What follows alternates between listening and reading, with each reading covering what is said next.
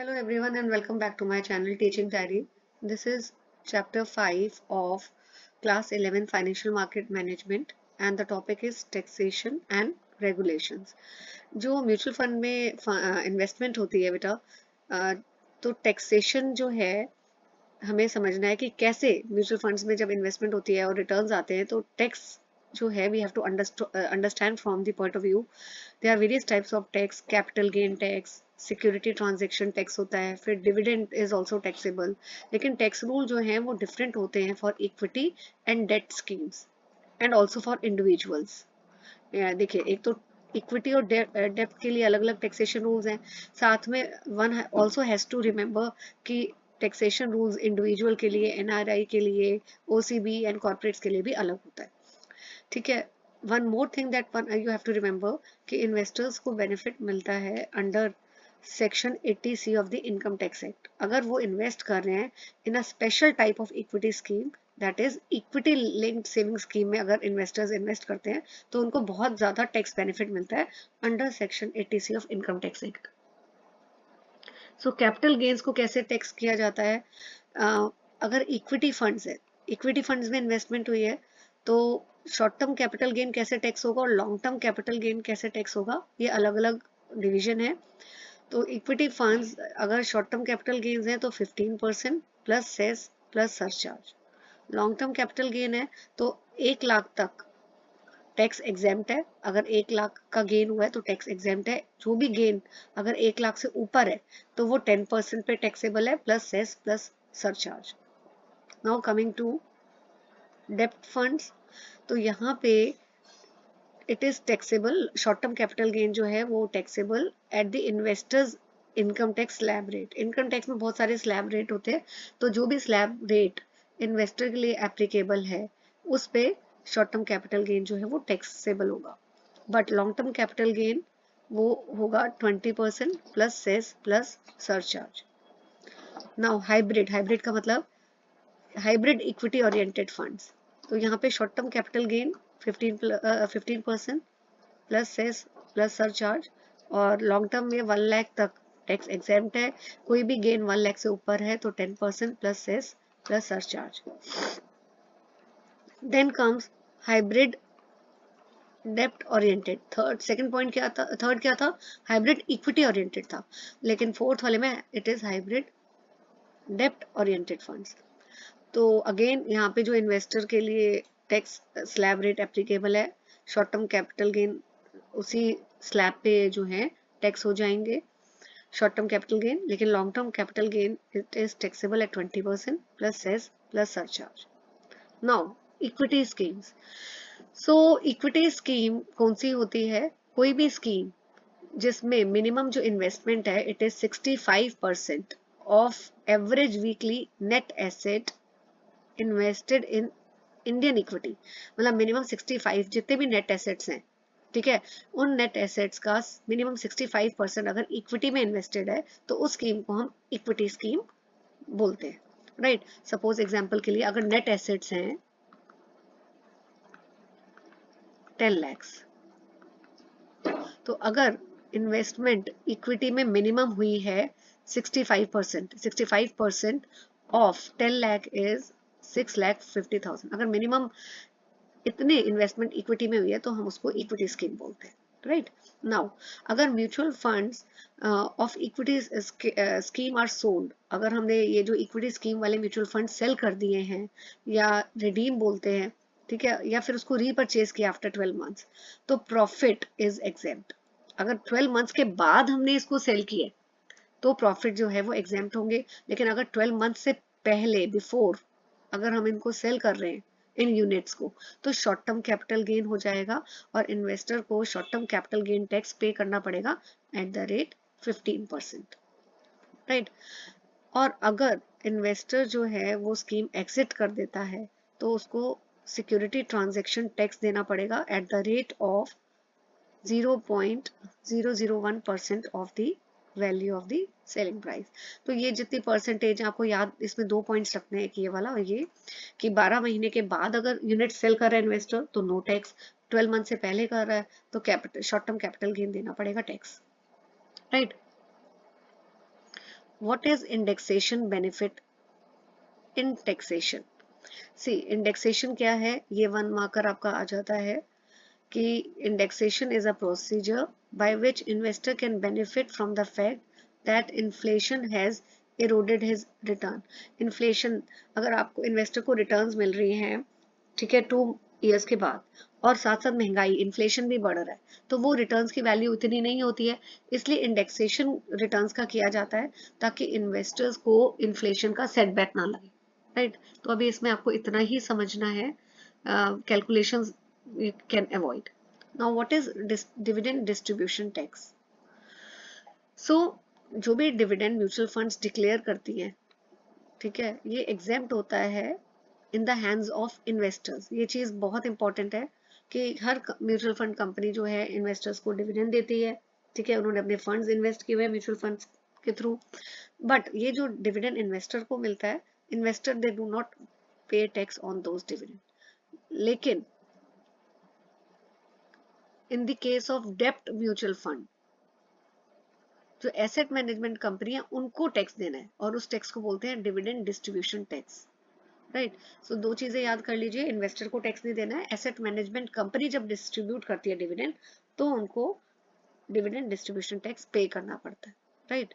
और ये जो रेट्स हैं डिविडेंड डिस्ट्रीब्यूशन टैक्स के, ये आप एक बार देख लीजिए, इंडिविजुअल्स और एचयूएफ के लिए कितना है, 25%, अदर्स के लिए 30%, और डिविडेंड अगर डिस्ट्रीब्यूट किया जा रहा है एनआरआई को, ठीक है, या फॉरेन कंपनी को, so it is 5%.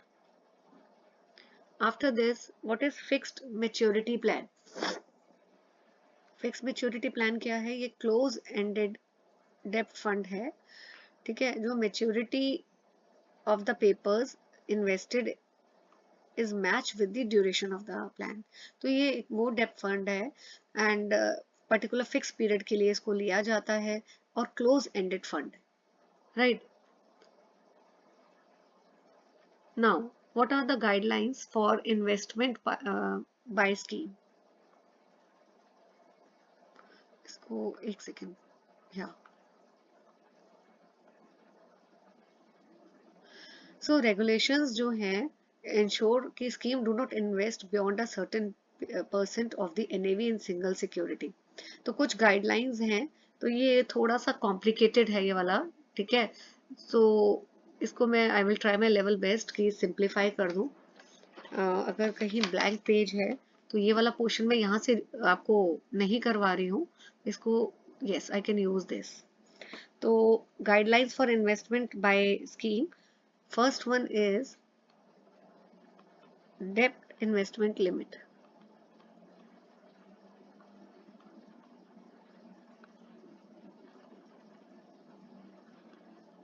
तो जो इसमें कितनी लिमिट है, डेट इन्वेस्टमेंट लिमिट,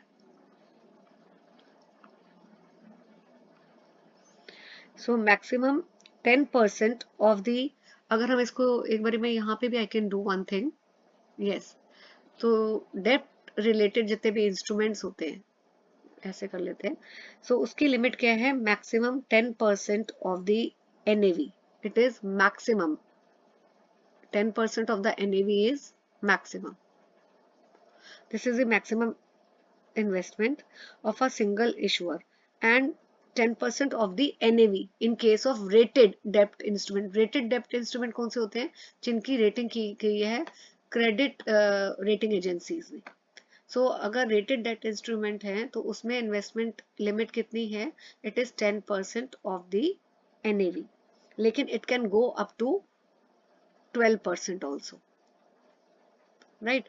इसके लिए प्रॉपर अप्रूवल चाहिए ट्रस्टी का और board of the asset management company, ठीक है। और जो अनरेटेड है, अनरेटेड पेपर, अनरेटेड जिसकी रेटिंग क्रेडिट रेटिंग एजेंसीज ने नहीं की है, तो उसकी इन्वेस्टमेंट लिमिट कितनी है, it is maximum 10% of the NAV, right.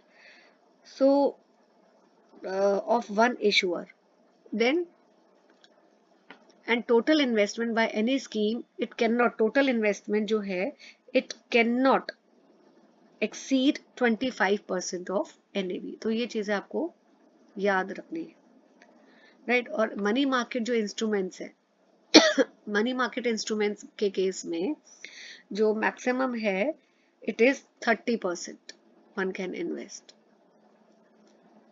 So no mutual fund scheme shall invest more than 30% in money market instruments of an issuer, right? So but this is not applicable in case of, ये जो चीज है 30% वाली applicable किसके लिए नहीं है? Government securities, treasury bills, collateral boring etcetera. तो ये जो तीनों पॉइंट्स हैं आप इसकी हेडिंग लिख सकते हो depth investment limit.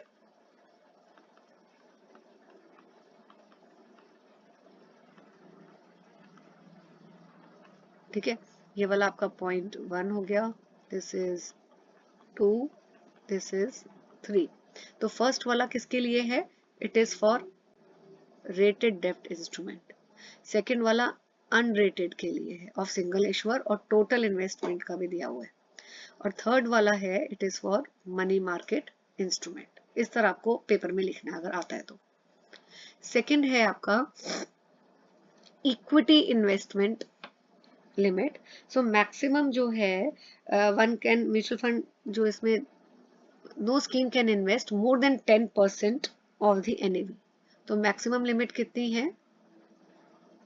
Maximum is 10% of the NAV, right. ये लिमिट जो है, ये limit it does not apply to index fund और सेक्टर फंड्स। ये चीज आपको याद करनी है। वन मोर थिंग कि no fund can hold more than 10% voting right. ठीक है, so more than 10%, no fund can hold more than 10% of the voting rights. तो ये जो दोनों पॉइंट्स हैं तीनों, ये दोनों ये आपके इक्विटी इन्वेस्टमेंट लिमिट्स के।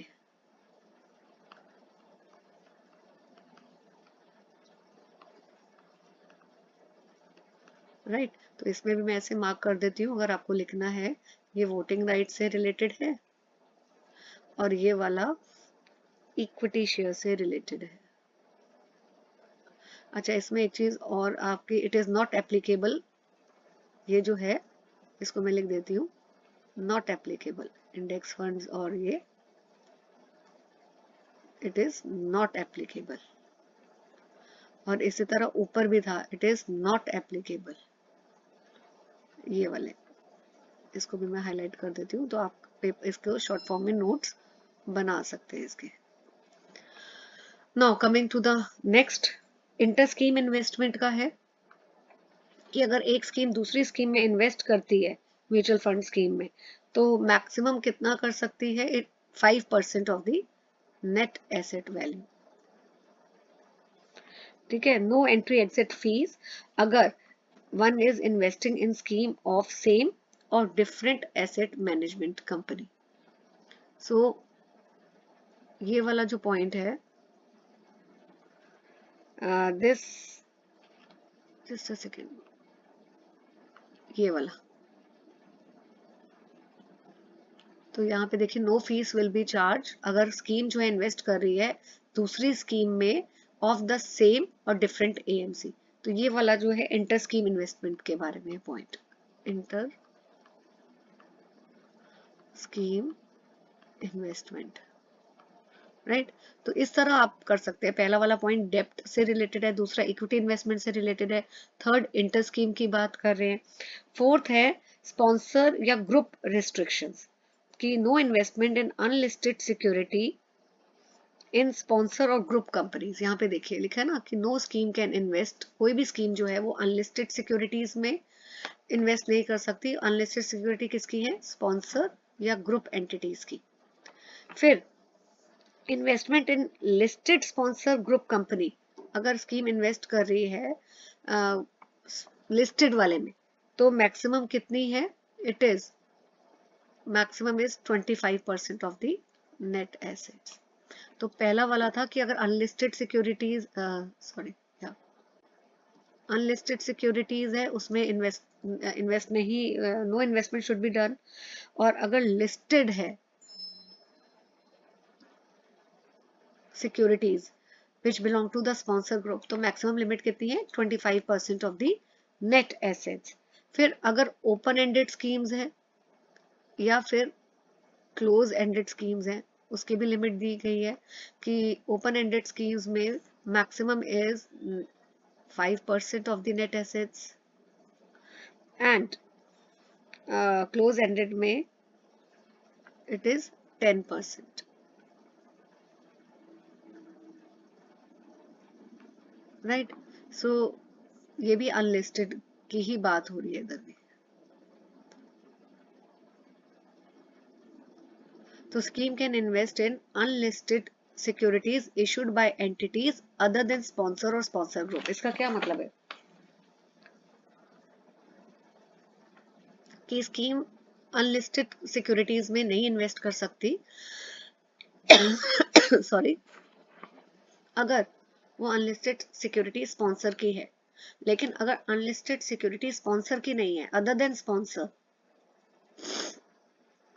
और स्पॉन्सर ग्रुप, तो scheme can invest.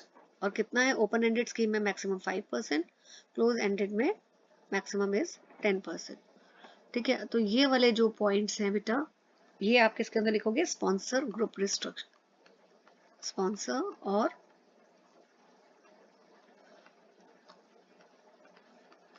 group restrictions, right? And last is sector exposure limits.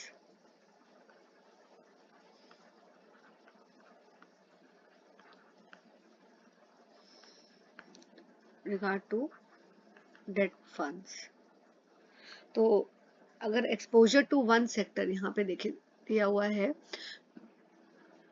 तो एक्सपोजर टू वन सेक्टर तो कितना मैक्सिमम लिमिट है, 25% of the, this is maximum net assets, right.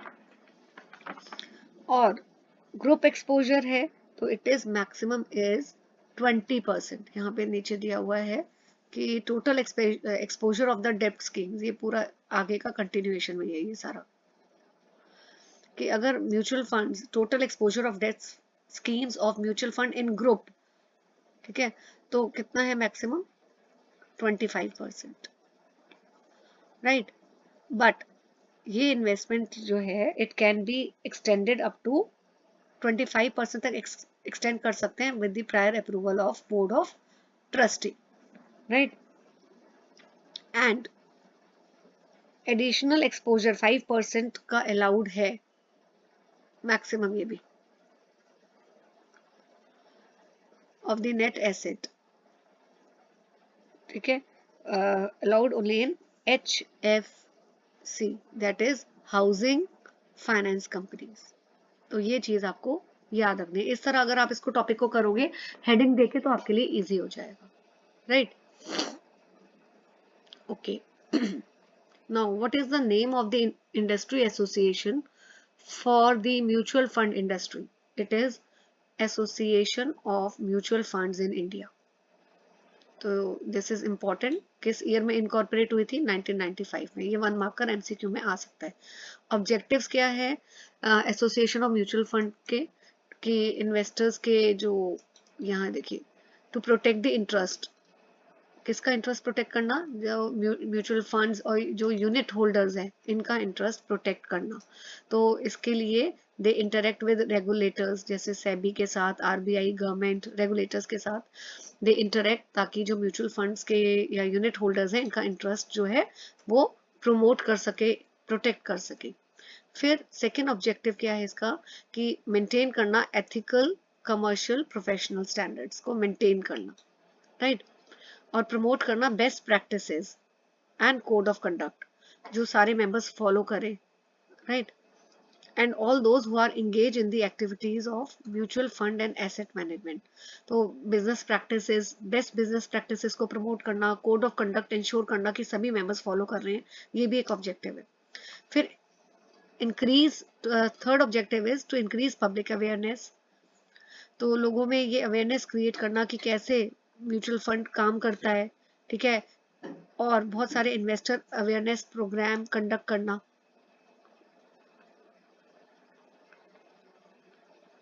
Right. और information जो है म्यूचुअल फंड इंडस्ट्री के बारे में कि म्यूचुअल फंड इंडस्ट्री कैसे काम करती है, ये भी लोगों तक, इन्वेस्टर्स तक पास ऑन करना।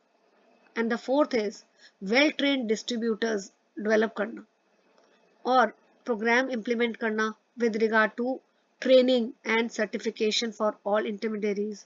तो डिस्ट्रीब्यूटर्स को ट्रेन करना एंड उनको मिडल मैन जितने भी हैं डिस्ट्रीब्यूटर्स, प्रोग्राम उनको ट्रेनिंग का जो है वो देना ताकि they can do the best for the investors, right. Now what is product labelling in mutual funds? This I'm going to continue in the next part of the video. Till then, stay tuned to my channel.